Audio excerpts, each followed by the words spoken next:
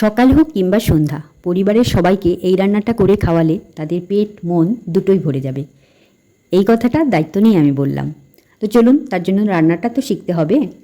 সর্বপ্রথমে করব আমি নারকোলের চাটনি কারি পাতা দিয়ে। কারি পাতা, রসুন, শুকনো লঙ্কা, লেবু, টমেটো। আমার মা নারকোল কুড়িয়ে আমাকে একটু হেল্প করে দিল। সর্ষের তেল আগে কড়াতে দিয়ে আমি শুকনো লঙ্কাটা ভেজে নিলাম, তারপরে রসুনটা ভেজে নিলাম, তারপরে কারি পাতাটা ভেজে নিলাম, তারপরে টমেটোটা দিয়ে হালকা লবণ দিয়ে আমি রান্নাটা করে নেব। কারণ টমেটোর যাতে কাঁচা গন্ধটা না থাকে তার জন্য একটু বেশি সময় রান্না করতে হবে এইটা। এই যে দেখুন টমেটোটা কত সুন্দর রান্না হয়ে গেছে মোটামুটি। এখন আমি দিয়ে দিলাম নারকোলটা দিয়ে একটু নাড়াচাড়া করে দিয়ে দেব জল। মিক্সারে যখন আমি পেস্টটা করব তখন একটু জল দিতে হয়, সেই জন্যই আমি একবারে জলটা দিয়ে দিলাম। এতে করে নারকোলের চাটনিটা ফ্রিজে রেখে দিলে আপনার অনেক দিন ভালো থাকবে।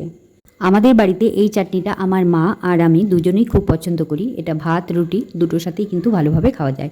চাটনিটা আরেকটু বেটার করার জন্য আমি দিয়ে দিচ্ছি একটা তড়কা। সর্ষের তেল গরম করে তাতে অল্প সর্ষে কারি পাতা দিয়ে ভেজে এটা আমি রেখে দিলাম, এটা পরে মিক্সড করব।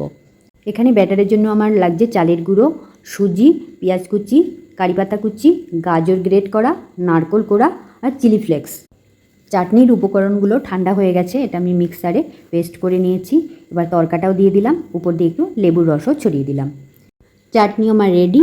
এবার চলুন ব্যাটারটা তৈরি করে নিই। সর্বপ্রথমে লবণ দিয়ে, গাজর দিয়ে, নারকোল দিয়ে, পেঁয়াজ কুচি দিয়ে, কারি পাতা কুচি দিয়ে, চিলি ফ্লেক্স দিয়ে এবার ভালো করে মেখে নেব। এটা ভালো করে মেখে নেওয়ার পর আমি সুজি আর চালের গুঁড়িটা মিক্স করব। দিয়ে দিলাম চালের গুঁড়ি আর সুজি। এবার এটাকেও ভালো করে মেখে নেব যাতে করে নুনটা ভালোভাবে ছড়িয়ে যায়। দিয়ে দিলাম অল্প পরিমাণে ময়দা, তারপরে দিয়ে দিচ্ছি জল অল্প অল্প করে। এই দেখুন এরকম একটা ব্যাটার আমার দরকার। ব্যাটারটা আমার তৈরি হয়ে গেল। এবার চলুন দুই ধরনের করে আপনাদের দেখাবো। একটা ইডলির মতো হবে, একটা ধোসার মতো হবে, কিন্তু না এটা ইডলি না এটা ধোসা। তো যাই হোক, শাঁসটা আমি বসিয়ে দিলাম, অল্প করে রিফাইন তেল ব্রাশ করে নিয়েছি। এবার অল্প অল্প করে ব্যাটার দিয়ে দেব। এই পাশের উনুনে আমি আর একটা করছি, সেটা হচ্ছে ধোসার মতন।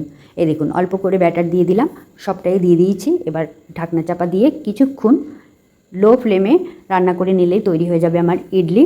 আর এপাশে হচ্ছে ধোসা। একই সাথে দুটো রকম করছি। এইটা আমার দেখতে ভীষণ ভালো লাগছে, একটা ভিডিওতে আমি দেখেছিলাম এটার মধ্যে করেছে। দেখুন কত সুন্দর উঠে যায়। রান্না তো হলো, এবার খাওয়ার পালা। চলুন খেয়ে বলি কেমন হয়েছে। খেতে দুর্দান্ত হয়েছিল, আপনারাও একদিন বাড়িতে ট্রাই করবেন। সবাই ভালো থাকবেন।